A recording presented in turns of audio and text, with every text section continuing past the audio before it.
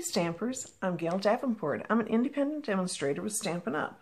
Today I wanted to show you the card that we're going to make, and it's in the Rooted in Nature stamp set.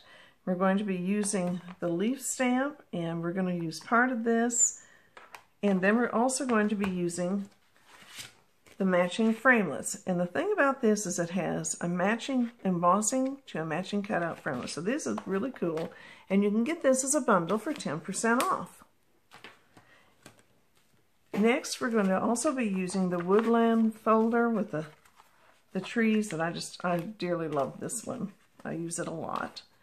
So let's get started.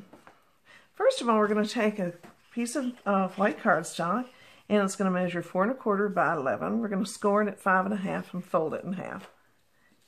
And then we're going to run it through the Big Shot with the embossing folder, and through the magic of TV, we have everything we need right here. Now, let me show you something before we really get started, because if you're not careful, and if you don't set this in here, just so you're getting the top of part of it, so I just fold it over, you are going to come across, as I just did in this last card. Do you see this? I went too far because I forgot to score it and fold it in half. So make sure that you do that, because that's very, very important. So the ink that we're going to be using is Crumb Cake. And what I did is I took it on a sponge dauber, and I just got a little bit on and kind of made sure it wasn't too heavy. And what I did is I just kind of went across the bark of the trees, and trying not to do too terribly much, but just enough that you can kind of pick it up and you can see that it's not completely white. And I just personally like that. That's a personal opinion and feeling. You don't have to do it. It was just, I just thought it gave it a little bit more depth. So, but this is your card, and you do it as you wish. I'm just trying to give you some thoughts that maybe you didn't think of. Now what I did is I stamped out the tree stump, and then I fussy cut it out, and I inked around the edges of it to make it a little bit on the darker side. Again, just because I felt it gave it some dimension.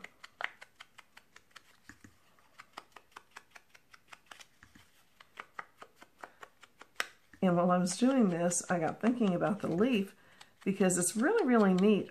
What I did is I ran it through the dimension, or to give it the little veins of the leaf, etc., to, you know, mark, so you could see that it was a leaf a little bit better and had some dimension even in itself. And then I ran it through the Thinlit. And so this is how it looks. It's got all of your lines, and then you cut it out through the Thinlit to cut it out. I just really liked that. So I took it after I did my sponging. We'll set this card aside so I don't mess up your thinking. And I just put a little bit of snail on the leaf, and I just kind of put it across that. Then I took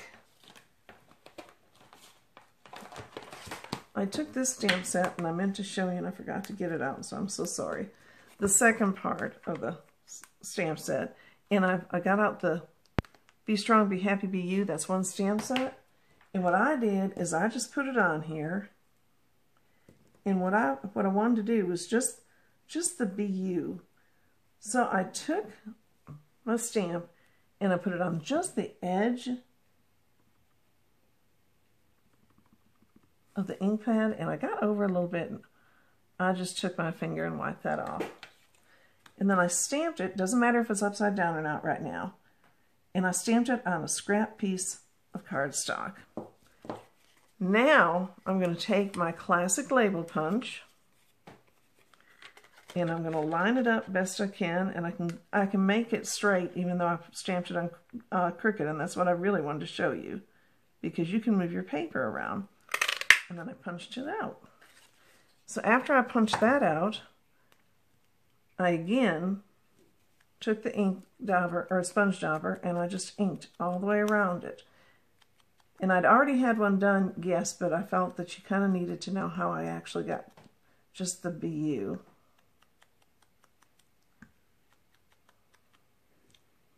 Then I went ahead and I adhered that with my mini dots that I just got out. I don't see them. Excuse me just a minute.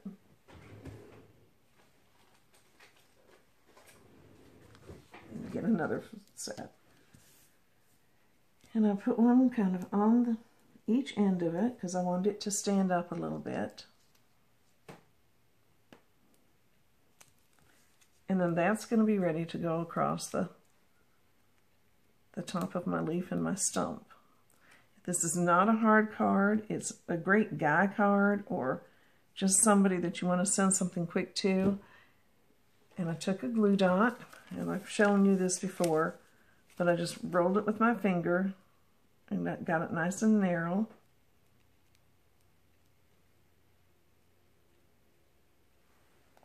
Kind of squished it between my, and I got my linen thread bow, and I put that on. Oops, it stuck to my finger. And I just put that on the, and we'll trim that after we put it on the card, which we're going to put on with dimensionals.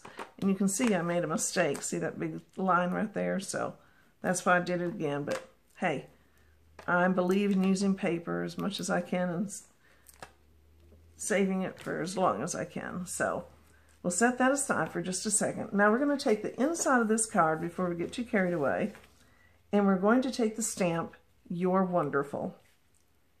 So we're going to put that on. And I always like to stamp once on my grid paper just to make sure it's nice and straight. And that looks pretty good. So there we go. And the inside is done. So like I said, this is not a hard stamp or a card to make. It goes fast, it goes easy, but I really enjoy it. So I'm going to take off the back of my dimensionals here. Put it on the front of my card, wherever I think I want it. And now I'm going to trim up my bow just a little bit. I don't have to really, but it's a personal thing. Whatever you choose to do is just fine.